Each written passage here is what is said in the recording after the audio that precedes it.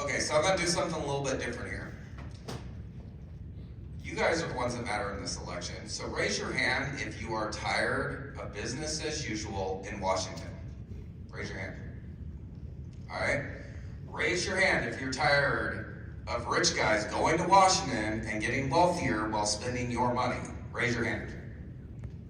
Okay, that's why 2 weeks after the last presidential election, I decided I was gonna run. That's why after they redistricted, I was the only one on this stage running against Mike McCall.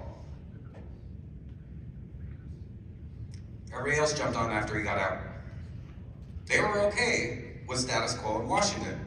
They were okay with voting for Mike McCall. I wasn't. We need problem solvers in Washington.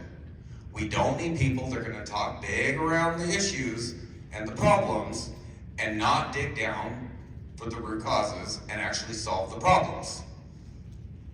We've got a bunch of people up here that have been talking for 2 hours, and I think maybe Brandon was the only other one that actually talked about legislation they'd like to pass.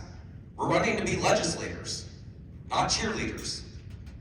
I've got a list of 200 different pieces of legislation I'd like to pass.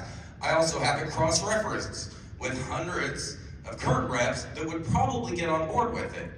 And obviously after the election, I'm gonna have to adjust that.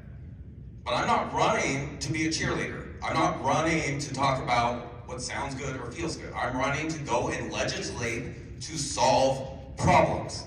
And these people had like 2.5 hours to tell you how they were gonna legislate to solve problems.